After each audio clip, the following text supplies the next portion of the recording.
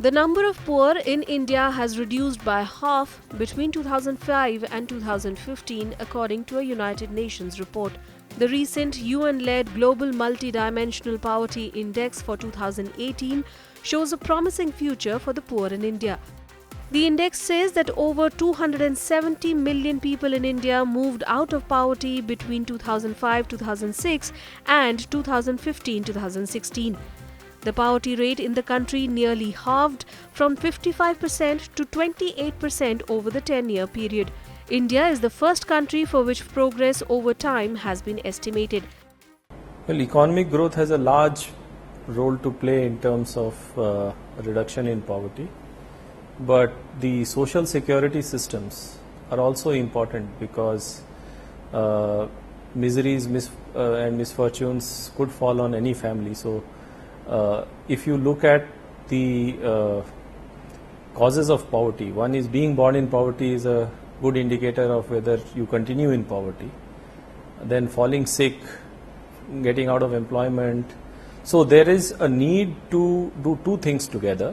One is increase economic growth so that the opportunities are better, and the second is to have a good social security system so that for whatever reasons, if some misfortune befalls some family, they have the state to fall back to for these social security systems. Another report by the World Bank's Brookings Institute shows that there are fewer people living in extreme poverty in India today than before. The study, based on the World Poverty Clock, published in the Future Development blog of Brookings Institute in June this year, says India has shed the distinction of being home to the largest number of poor in the world. India is now at the second position with 73 million extremely poor people. That means a little over 5% of the country's total population lives in extreme poverty. With 87 million people in extreme poverty, Nigeria now tops that list. As per the report, about 44 Indians come out of extreme poverty every minute. At this rate, India is likely to fall to third position by the end of this year.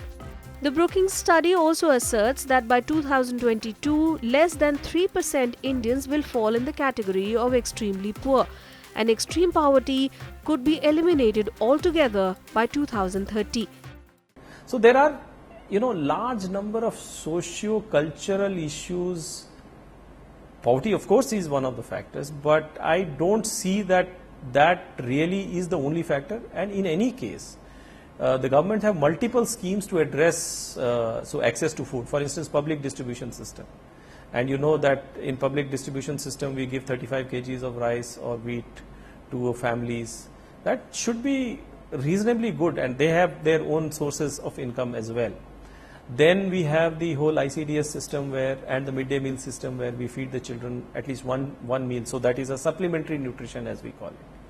So it is not only poverty, it is a poverty of ideas, it's a poverty of information, it's a poverty of the thinking processes. It is also a lack of awareness. However, India still has a long way to go in nutrition and health. As per the United Nations State of Food Security and Nutrition in the World report for 2018, 38.4% Indian children under the age of 5 are affected by stunting. Prevalence of stunting varies between poor, middle and rich households. Stunting rate for children under 5 belonging to the poorest households is 50%. India has registered good progress towards reducing the number of overweight children under 5 years old.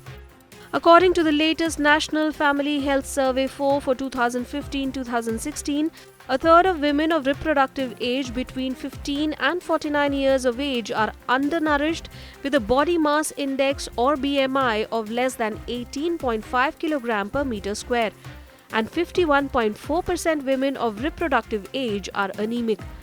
To free India from malnutrition, the Union government has set up the National Nutrition Mission or Poshan Abhiyan to monitor and ensure holistic development and adequate nutrition for pregnant women, mothers and children. You will be aware of the aspirational districts program where we are focusing, and even in the Poshan Abhiyan, the sequencing of the districts to be taken up for under Poshan Abhiyan is in the decreasing order of malnutrition. So the highest burden district will get the priority, and then we go as more and more resources are available, then we go to those districts with lower burden of malnutrition. So we are prioritizing those areas which require more attention. Implemented by the Ministry of Women and Child Development, the Poshan Abhiyan aims to reduce stunting, undernutrition and anemia among young children, women and adolescent girls and reduce low birth weight. With inputs from Astha Kulshresht, Bureau Report for Rajya Sabha TV.